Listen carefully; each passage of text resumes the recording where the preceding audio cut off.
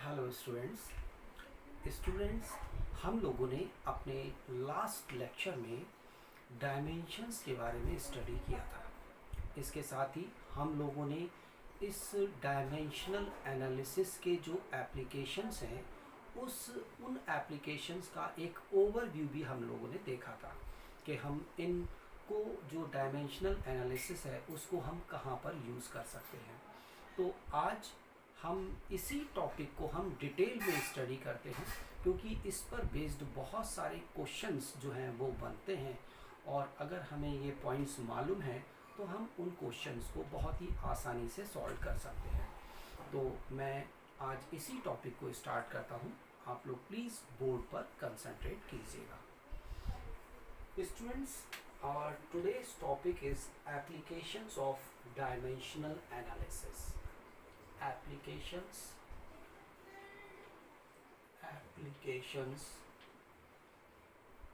of dimensional analysis.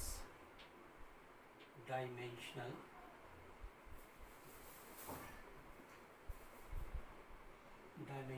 analysis. Right students?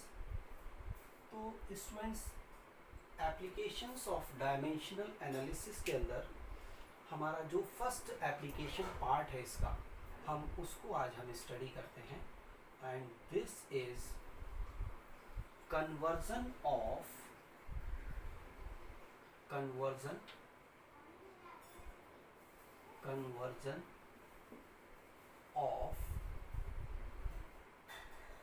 one system of unit one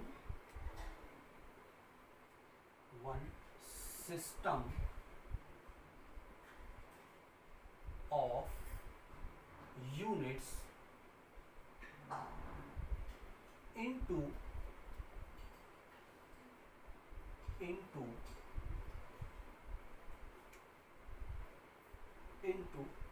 another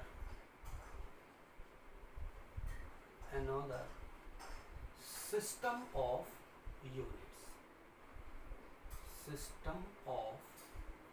units.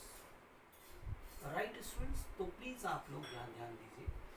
आपने heading लिखा है conversion of one system of units into another system of units.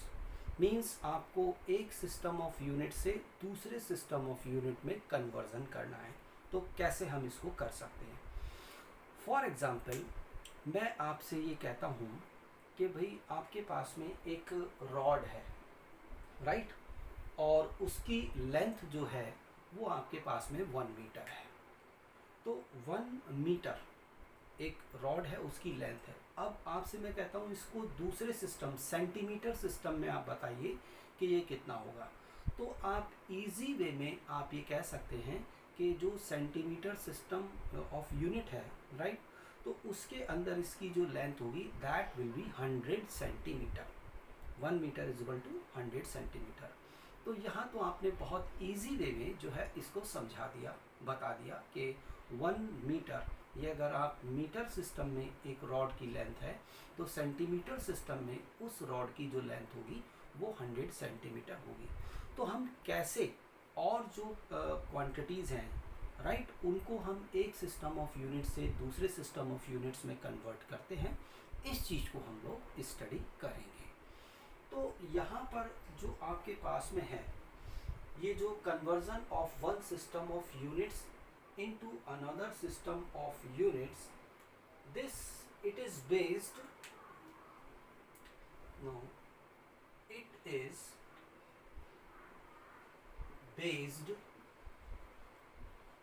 on the fact right। अब ये जो है आपका किस पर आधारित है? It is based on the fact that the magnitude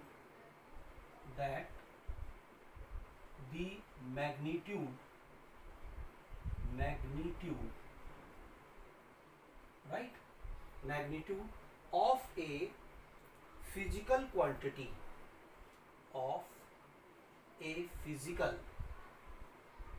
physical quantity, right, it remains same, quantity remains the same,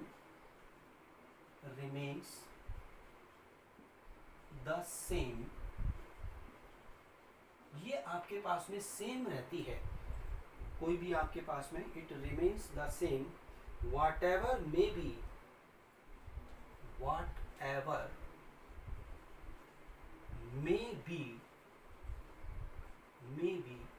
the system of units means क्या हुआ कि आप कोई सा भी सिस्टम ऑफ यूनिट्स जो है वो आप यूज कर लीजिए, कोई सा भी। तो कोई भी अगर आपके पास में फिजिकल क्वांटिटी है, उसका जो कहना चाहिए वैल्यू होगी दैट विल बी सेम, वो सेम होगी।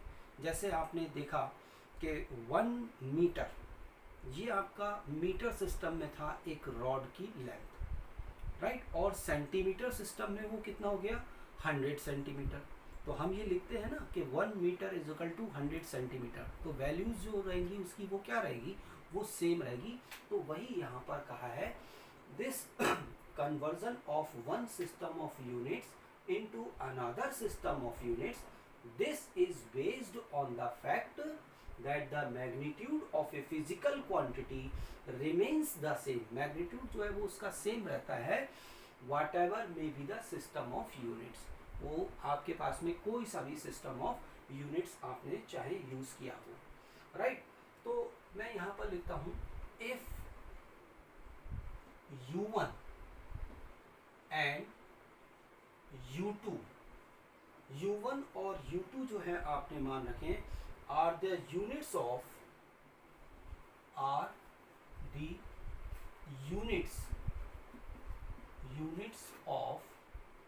मेजरमेंट,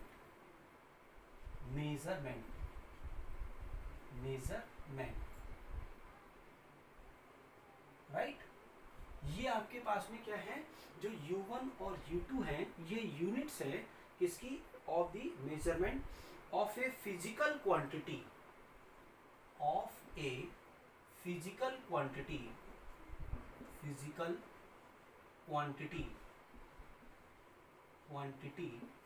इसको हमने क्या दिया Q, कोई भी फिजिकल क्वांटिटी है उसको हमने अज्यूम क्या कर लिया Q, and N1 and N2, right, and N1 and N2, ये जो N1 और N2 यहाँ पर हमने मेंशन किए हैं, N1 and N2 are the numerical values, ये न्यूमेरिकल वैल्यूज हैं, राइट। देन स्टूडेंट आप इस चीज को ये जानते हैं, हम क्या लिख सकते हैं कि जो Q होगा, right, Q, now this Q will be equal to, आप जानते हैं अगर मैं इसको वन सिस्टम ऑफ यूनिट के अंदर देखूं तो ये होगा N1 U1, this will be equal to N2 U2, ये N1 U1 is equal to किसके बराबर होगा, N2 U2 के बराबर होगा, राइट स्टूडेंट, क्योंकि वैल्यूज जो रहती हैं वो क्या रहती हैं, उसका जो टोटल वैल्यू है वो सेम रहेगी। 1 metre is equal to 100 centimetre, right. तो N1 U1 is equal to क्या होगा, N2 U2 के बराबर होगा, राइट।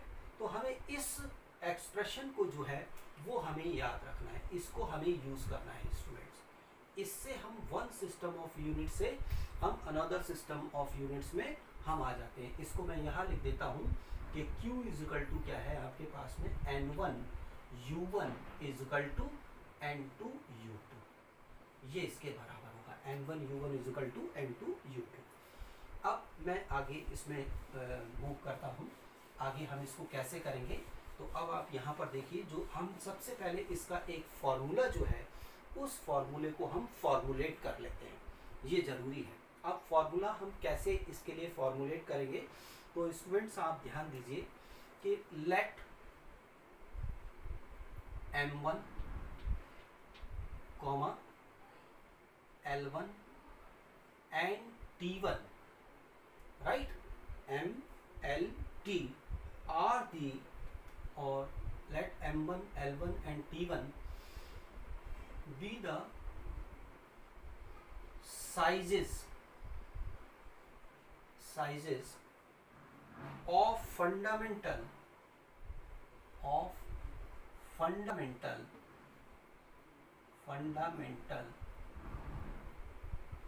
यूनिट्स। ये फंडामेंटल यूनिट्स हैं, साइज उनके हैं, यूनिट्स ऑफ मास, m1 किसके लिए, मास के लिए, length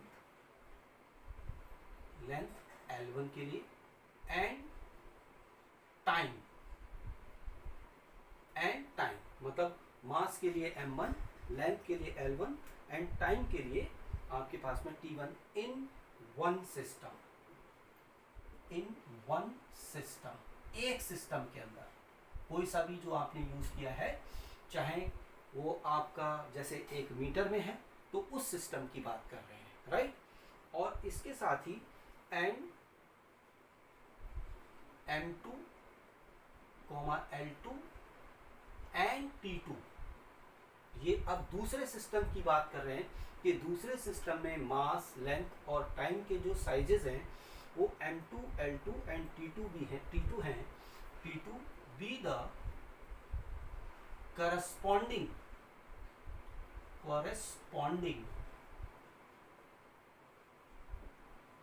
units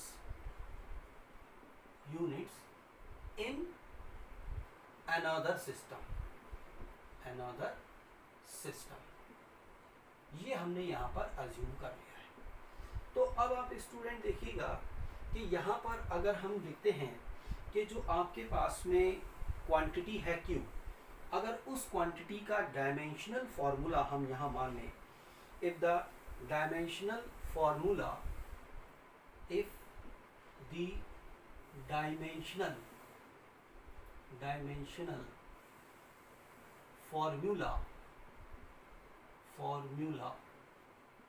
right of quantity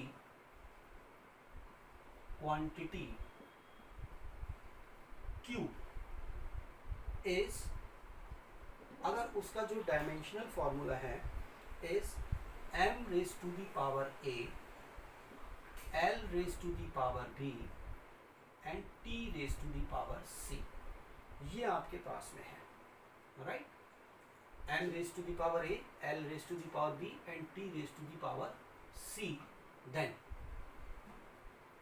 अब आप देखिए, हम अगर यहाँ पर u1 की वैल्यू लिखेंगे, जो यूनिट 1 जो हमने वन सिस्टम ऑफ यूनिट में यूज किया है, u1 इज इक्वल टू कितना होगा, m1 raise to the power a, l1 raise to the power b and t1 raise to the power c, ये इसके बराबर होगा, राइट।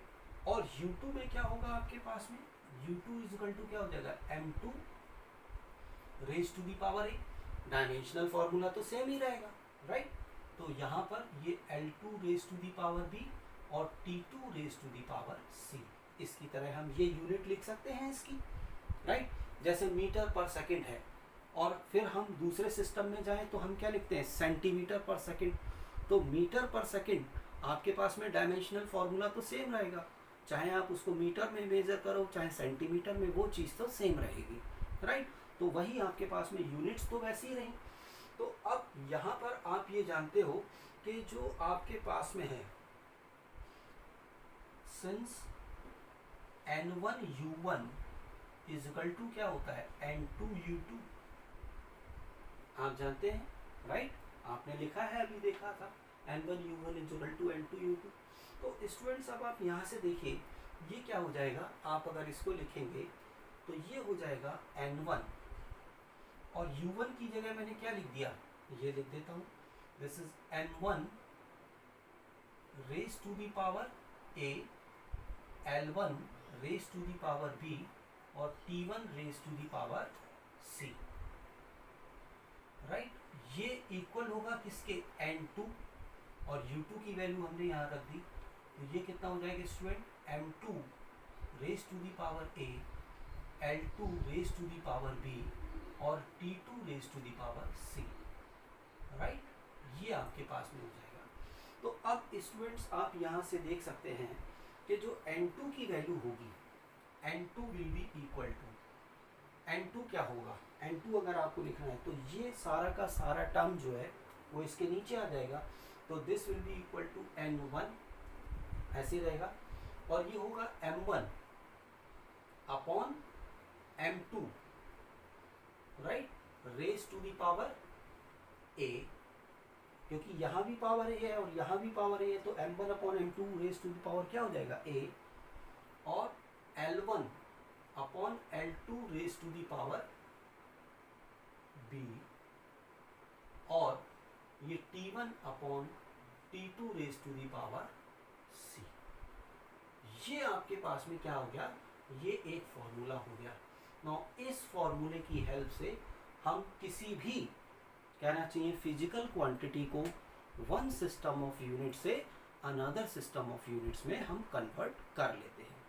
एक बार प्लीज आप ध्यान दीजिएगा, मैं इसको रिपीट कर रहा हूँ।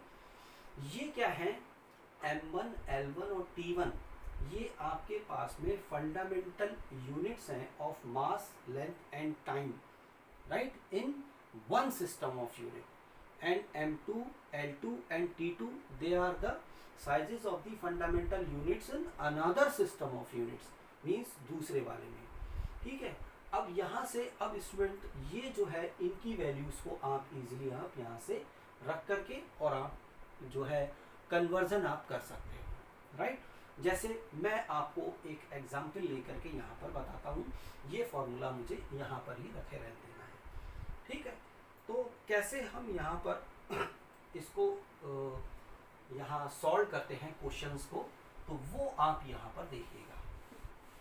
मेन पार्ट यही है इसका, फॉर्मूला हमें ये ध्यान रखना है, हमेशा ये फॉर्मूला यूज में आएगा, ठीक है। तो उसको मैंने अलग लिख रखा है। तो एक क्वेश्चन लेता हूँ, जैसे आप यहाँ पर क्वेश्चन लेते हैं, वो मैंने कहा let us convert,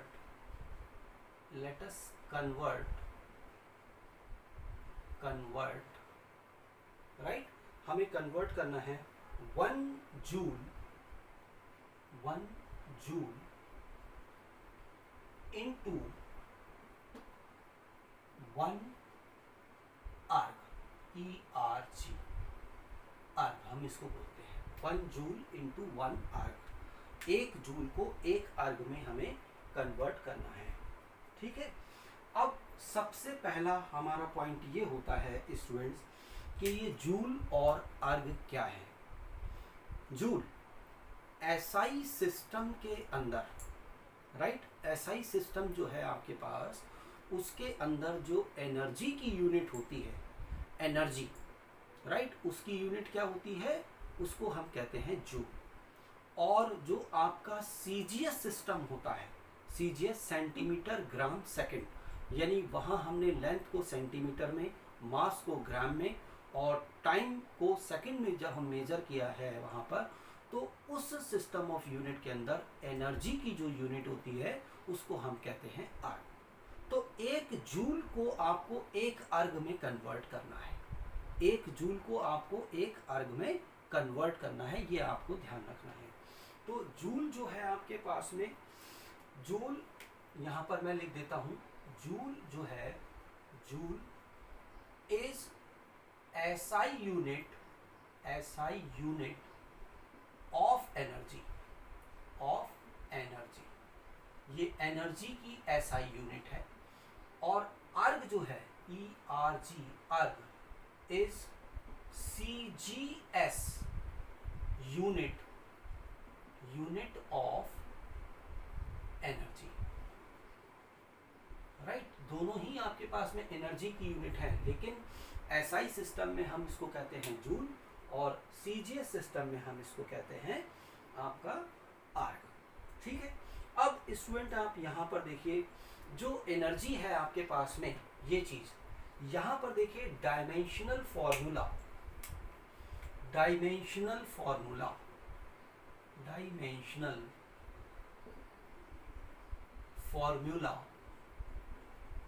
formula of energy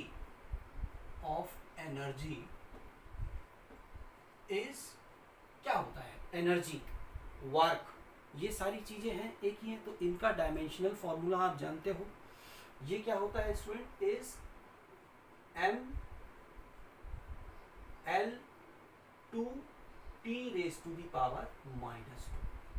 ये क्या होता है, डायमेंशनल फॉर्मूला होता है। तो अगली स्टेप क्या होती है हमारे पास में, कि हमें जो क्वांटिटी दे रखी है, जैसे एनर्जी है, तो उस एनर्जी का हमने डायमेंशनल फॉर्मूला जो है स्टूडेंट्स, वो हमने यहाँ पर लिख लिया। क्या होता है, dimensional formula of energy is mL/2T⁻²। तो अब आप स्टूडेंट यहाँ पर देखिएगा, तो यहाँ पर देखेंगे तो स्टूडेंट जैसे हमने जब इसको स्टार्ट किया था, तो उस क्वांटिटी का जो कहना चाहिए था यूनिट जो थी, वो किससे निकाली थी, ये ए, बी और सी से आपने निकाली थी।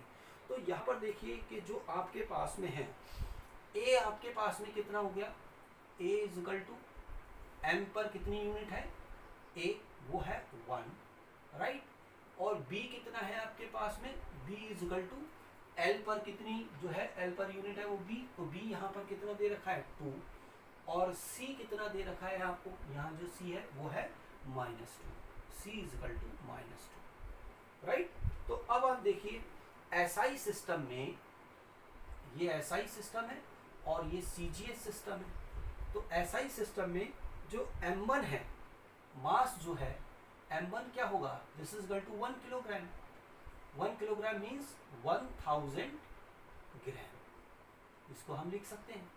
और सीजीएस में जो m2 है आपके पास में, this is what, this is equal to 1 gram. यहाँ मास किस में हम यूज करते हैं, ग्राम में। अच्छा, एसआई सिस्टम में L1 इज इक्वल टू क्या होगा, 1 मीटर, मतलब यूनिट क्या होगी इसकी, 1 मीटर। 1 मीटर इसको हम कैसे लिख सकते हैं, 100 सेंटीमीटर। और यहाँ L2 क्या होगा, ये आपके पास में this is equal to 1 centimetre. और यहाँ T1 इज इक्वल टू आपके पास में क्या होगा स्टूडेंट, 1 सेकेंड। तो ये तो 1 सेकेंड ही रहा। अब दूसरे में भी हम देख सकते हैं, तो ये आपके पास में T2 इज इक्वल टू कितना हो गया, 1 सेकेंड, ये आपके पास हो गया। अब यहाँ पर N1 कितना है, N1 यहाँ पर वैल्यू कितनी है, this is what, this is 1 joule, right. ये है आपके पास में 1 जूल। आप देख सकते हैं आराम से, यहाँ पर ये कितना हो गया, N1 इज इक्वल टू है 1 जूल। और N2 हमें नहीं मालूम है कि इसका कन्वर्जन करना है ना हमें, तो 1 जूल कितने अंक के बराबर है, N2 is equal to question mark, ये हमें नहीं मालूम है। तो अब हम स्टूडेंट्स क्या करते हैं, हम इसका ये फॉर्मूला यूज़ करते हैं, इसी फॉर्मूले को यूज़ करते हैं। तो N2 is equal to N1, यानी इसके बाद अब हम यहाँ आएंगे, तो N2 इज इक्वल टू क्या होता है, N1 m1 upon m2 raise to the power a, L1 upon L2 raise power b, और T1 upon T2 raise to the power c। तो अब हमने क्या किया, N2 इज इक्वल टू क्या हो गया, this is equal to N1, N1 कितना है 1 जूल, राइट 1। अब यहाँ पर हम लिखते हैं स्टूडेंट्स, M1 कितना है आपके पास में 1000 ग्राम, तो ये हो गया 1000 ग्राम अपॉन आपका M2 कितना है 1 ग्राम, राइट। और इसकी पावर कितनी है स्टूडेंट्स, A, तो A आपके पास में क्या है 1। अब उसके बाद में आपके पास में L1 क्या है, L1 है 100 सेंटीमीटर, 100 सेंटीमीटर अपॉन ये कितना है 1 सेंटीमीटर, और इसकी पावर कितनी है students 2। B is equal to कितना दे रखा है, आपने निकाला है 2। और यहाँ पर अगर C1 देखें तो ये 1 सेकेंड अपॉन 1 सेकेंड, और इसकी पावर स्टूडेंट्स कितनी है -2, राइट। ये पावर कितनी है आपके पास में -2। तो अब हमें क्या करना है, इसको हमें सॉल्व कर देना है। तो अब हम ये इसको सॉल्व कर देंगे, तो वो कितना हो जाएगा, N2 इज इक्वल टू, अब देखिए ग्राम से ग्राम कैंसिल, सेंटीमीटर से सेंटीमीटर कैंसिल, ठीक है, और सेकंड से सेकंड कैंसिल, तो ये कितना हो गया 1000, राइट, इनटू ये है 100 का स्क्वायर, तो 100 का स्क्वायर मतलब क्या हो गया इनटू 1000, और ये आपके पास में 1 आएगा। तो ये N2 इज इक्वल टू कितना हो गया, दिस इज इक्वल टू, अगर आप इसको देखेंगे तो 10 raise to the power 1 2 3 4 5 6 7, 10 raise to the power 7। It means अब आपके पास में क्या हुआ कि this 1 joule is equal to joule is equal to 10⁻⁷ erg. तो ये आपका कन्वर्जन हुआ। हमने क्या किया, वन सिस्टम ऑफ यूनिट से, राइट, यानी एसआई सिस्टम से हमने एनर्जी को सीजीएस सिस्टम में कन्वर्ट किया 1 जूल को। तो ये आपका सीजीएस सिस्टम में इसकी न्यूमेरिकल वैल्यू कितनी होगी, N2, that will B 10⁻⁷ arc, right student. तो ये आपके पास में इसका एक एप्लीकेशन है, इसको मैं यहीं तक रखता हूँ। आप इसको स्टडी कीजिएगा अच्छे ढंग से, और कोई भी डाउट आए तो आप प्लीज़ मेरे से क्वेश्चंस जो हैं मेरे व्हाट्सएप नंबर पर मुझसे पूछ सकते हैं। Thank you student, thank you very much.